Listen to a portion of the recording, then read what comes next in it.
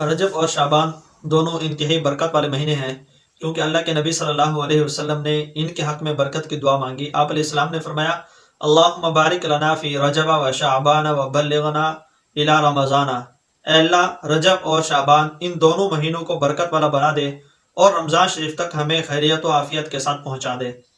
اور دوسری روایت میں ہے کہ اللہ کے نبی صلی اللہ علیہ وسلم نے اس کی نسبت اپنی طرف کی ہے، تو جس کی نسبت اللہ کے حبیب صلی اللہ علیہ وسلم کی طرف ہو جائے، اس کی عظمت اور اس کی فضیلت کا اندازہ اس سے بڑھ کے اور کیا ہو سکتا ہے۔ آپ صلی اللہ علیہ وسلم نے ارشاد فرمایا، شعبان شہری و رمضان شہر اللہ۔ شعبان میرا مہینہ ہے اور رمضان اللہ کا مہینہ ہے۔ اور ایک اور روایت کے اندر ہے کہ اللہ کے نبی صلی اللہ علیہ وسلم شعبان میں روزے کثرت سے رکھتے تھے۔ ایک صحابی نے عرض کیا، یا رسول اللہ، آپ روزے کثرت سے کیوں رکھتے ہیں شعبان کے مہینے میں بنسبت باقی تمام مہینوں کے، رمضان کے علاوہ؟ اللہ کے نبی صلی اللہ علیہ وسلم نے ارشاد فرمایا کہ لوگ اس کی فضیلت سے غافل ہیں۔ اللہ کے ہاں اعمال پیش کیے جاتے ہیں، میں چاہتا ہوں کہ جب میرے اعمال اللہ کے حضور پیش ہوں تو میں روزے کی حالت میں ہوں۔ آپ صلی اللہ علیہ وسلم کو اپنی امت پر اتنا رحم تھا کہ آپ علیہ الصلوۃ والسلام نے 15 شعبان کے بعد زیادہ روزے رکھنے سے منع کیا، تاکہ رمضان شریف کے روزے رکھنے میں کمزوری نہ ہو۔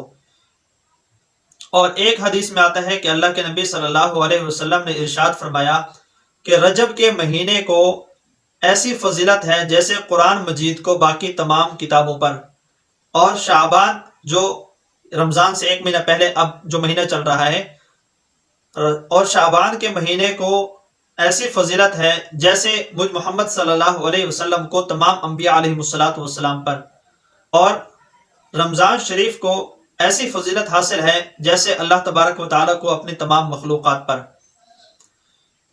یہ جو 15 شعبان کی رات ہے، اس کے متعلق آپ علیہ الصلوۃ والسلام نے فرمایا کہ اس رات کو جاگا کرو اور اس کی صبح کو روزہ رکھا کرو۔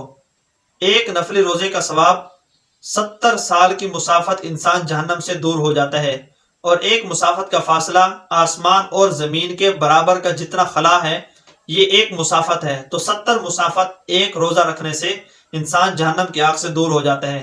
اس لیے سب کو روزہ بھی رکھنا چاہیے اور رات کو عبادت کے اندر بھی گزارنی چاہیے۔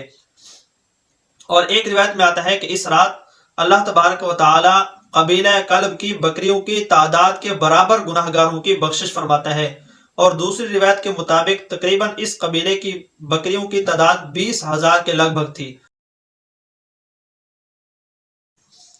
تو یہ کثرت کی طرف اشارہ ہے، یعنی اتنی زیادہ لوگوں کی اللہ تبارک و تعالیٰ اس مہینے میں مغفرت فرماتے ہیں۔ 15 شعبان، جس کو ہم شب برات کہتے ہیں، اس رات میں آپ صلی اللہ علیہ وسلم جو دعا مانگا کرتے تھے، وہ دعا یہ ہے۔